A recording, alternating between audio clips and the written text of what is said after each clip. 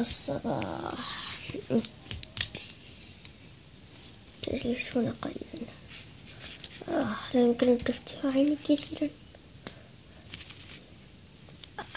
أنا أيضا صباح الخير يا أختي. صباح النور.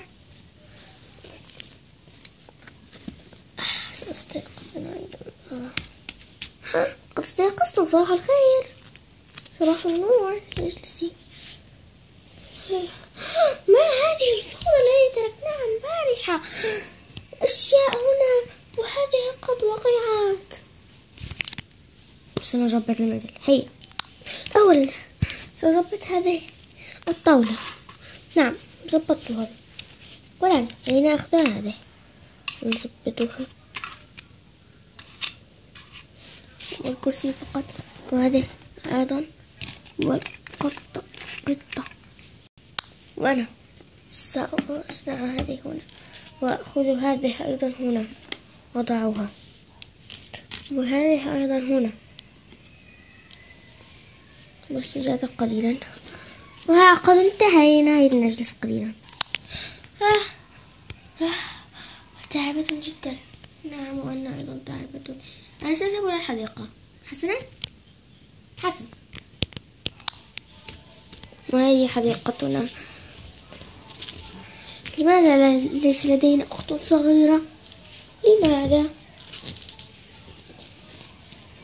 لماذا ليس لدينا ألعاب ولا حتى مجروحة؟ إن شاء الله عندما تأتي أخت جديدة من نانسي قريبا ستتجوز. بس ستجلب بيئة صغيرة اسمها باربيلا. قالت ستسميها باربيلا. إن شاء الله ستأتي إن شاء الله عندما تتزوج. قالت ستتزوج كين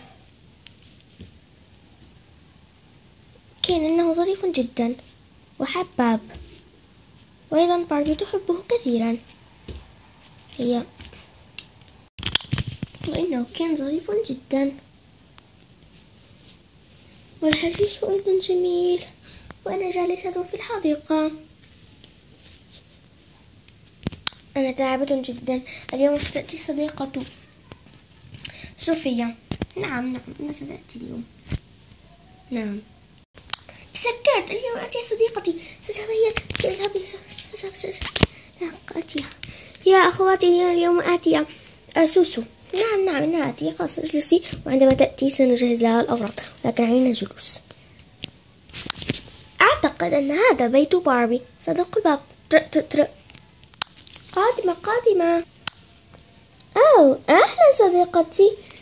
أهلا. تفضلي. حسنا. بيتك جميل يا باربي.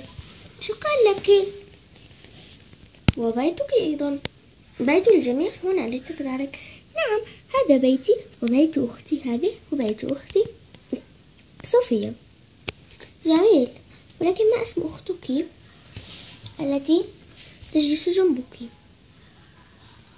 اسمي نانسي.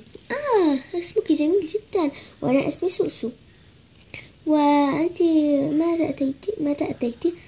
قد جئت من السفر منذ أعتقد بارحة. لا وأنتم بارحة. وأنتم بارحة. نعم. ولماذا لم تقولي لي؟ كنت جئت أيضا سلمت عليك. لا ليست مشكلة. لا أنا لم أقول لك لأنك ستعزبي. المطار بعيد عن منزلك. ليست مشكلة يا صوفيا. لأنه شيء جميل عندما يأتي الشخص الذي أحبه أو أنت تحبينه. نعم أنا أختي فقط. جئت لها بهدايا كثيرة. نعم قد جاءت لي بهدايا كثيرة. ماذا تشربين؟ أريد أكل كعكة.